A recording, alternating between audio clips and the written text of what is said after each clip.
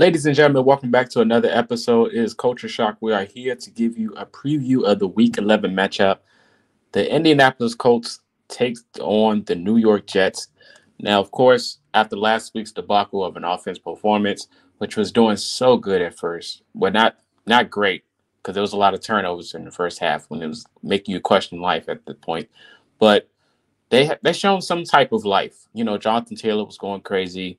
A.D. Mitchell was flashing his performance, but Joe Flacco was just being Joe Flacco as of recent.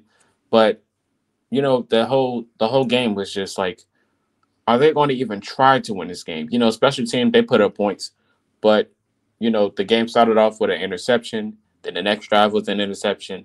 Then it was a fumble. Then it was another interception. It just did not get any better from there. But they go on to take on another week against a team that's having a similar type of abysmal performances, but they can still put on a show depending on who they're playing. And the Indianapolis Colts can be that team. They're playing the New York Jets. They got Aaron Rodgers. They went out to get Devontae Adams this season. And this defense, like Williams and those guys, maybe even Sauce Gardner, even though he's having a bad year, they can still put on the show and perform. They got a nice firepower offense. Um, you know, Aaron Rodgers is a statue, just like Joe Flacco, but he has a better arm, but better everything in general moving forward. They got a new coach as well after getting rid of Salah. But this team like Brandon Allen, Brees Hall, Devontae, even the tight end room, these guys can perform. But this defense for the Colts is no slouch. I think they've been playing some of the best football I've seen in ages. And that's saying a lot coming from a Colts fan. But this Gus Bradley scheme, they've really been putting this team on their back, trying to perform week in and week out. They made Josh Allen, almost said Joe Flacco. They made Josh Allen throw 2 interceptions last week. EJ Speed and Kenny Moore stepped up big last week, but DeForest Buckner was wreaking havoc. Going up against Aaron Rodgers, got to be the same type of mindset. Of course, Aaron Rodgers is not as mobile as Josh Allen. Josh Allen did not throw any touchdowns last week. They forced Josh Allen to run into the end zone. And that's saying a lot. If he had to beat us by his legs, then that's what it's just going to have to be. It's going to be expecting the same type of pressure this week against the Jets. The offensive line for the Jets isn't as great as Buffalo. So I'm expecting this defense to have another good week, honestly. Hopefully we can get a Latu sack this week. Latu has been an inch close of a sack every single game. From the season start to where we are now, he's been so short of a sack. It's kind of unfortunate because I know he wants to get the quarterback down so bad, but he just can't bend the angle as sharp as he used to, as sharp as he wants to be, I should say. But this week, I'm expecting Latu to step up this week to get a sack. The fourth Buckner is just a freak of nature. The triangle of terror is what they like to call it with Zaire, Grover, and Buck. But they have been wreaking havoc all year, so I definitely got to give them that nickname. They've been having a very good showing.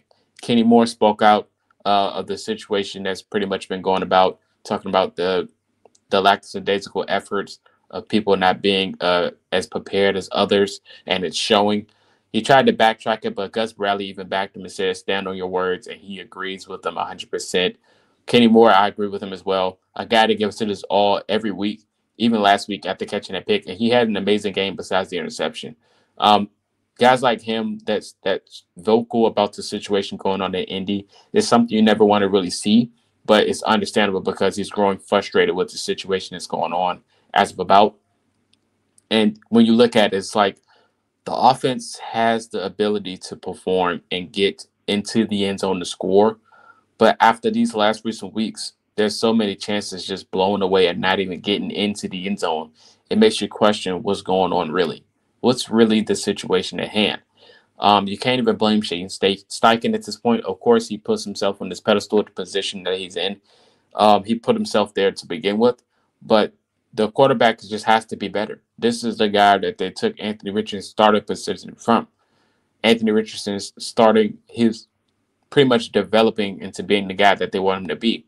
But they pretty much hindered that process into starting Joe Flacco. Of course, the situation at hand, nobody knows what's going on with Richardson and the organization. There's been speculations been going on over social media all week. Nobody really knows the in-depths of it, but we're going to hear about it, I'm pretty sure, in the offseason or when something else crazy happens with the organization. They'll mention it, like the changing of the guards or things of that nature, but nobody really knows. So there's speculation all over the place. that's been going on. But like I said, they hindered the process and development of Anthony Richardson mid-season and started Joe Flacco and had the Colts fans thinking this was the right direction to go. Unfortunately, it doesn't look like it as of the performances of recent. Richardson's performances, of course, wasn't great with the turnover rates and everything like that. But starting Joe Flacco, it looks like the situation looks even worse. So it's like, what's the real direction and mindset that you want us to have or want us to believe? You want us to believe that we can compete and make the playoffs, even though it looks like that as of right now. Houston's losing. And, the last seed in the playoffs with the Broncos and those guys, we're a game away. Like, we can still make it. They're still giving us this hope. And if we happen to sneak in the playoffs, it's like, what's the organization mindset going to be? Is it going to be, I told you so? Or is it just going to be this like shielding of the wall, basically, like this wall that we're looking at? They're just going to go around it and act like nothing happened and pretty much hide the situation, basically, when the situation at hand is that we're still in a quarterback carousel, and the development and the high pick in Richardson that you drafted, you pretty much stopped that process. So I don't know what this week may bring with Joe Flacco. Is he going to get benched? Are we going to see Richardson? Is he going to be even better this week? We just don't know. So hopefully they can figure it out, and maybe this week Joe Flacco can have a better performance.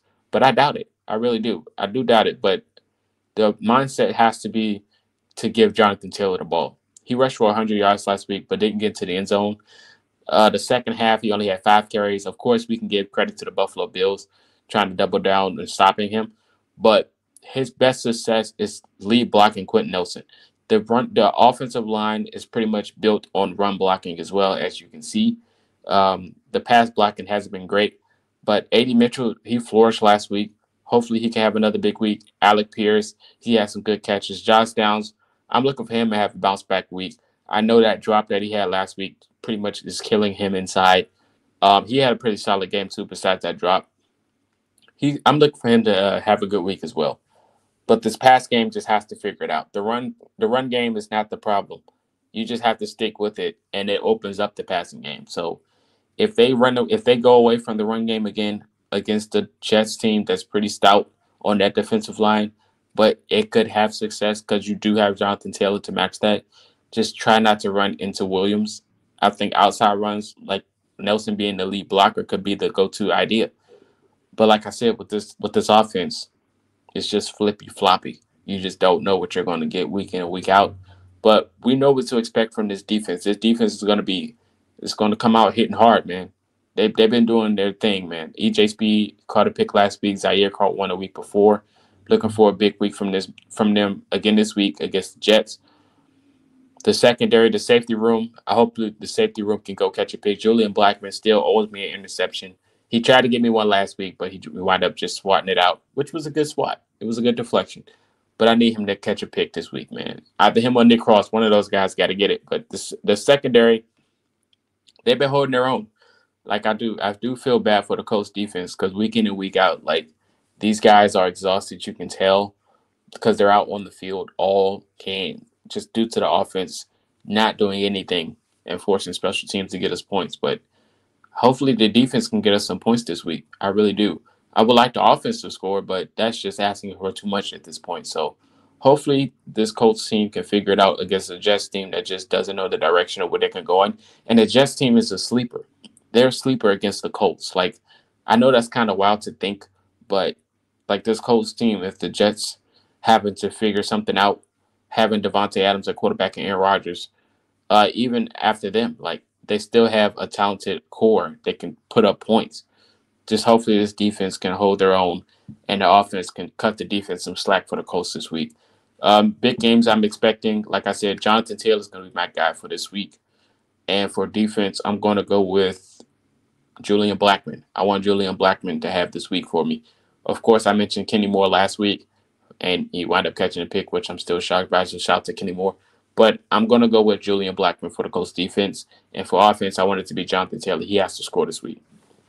He has to get in the end zone. There's no question. But you guys let me know your thoughts in the comment section about this game. Give me your predictions. Who do you think is going to go off for either team? If you're a Jets or a Colts fan, follow me on all platforms as well. I appreciate you guys. And until next time, go Colts, and I'll see you after the game.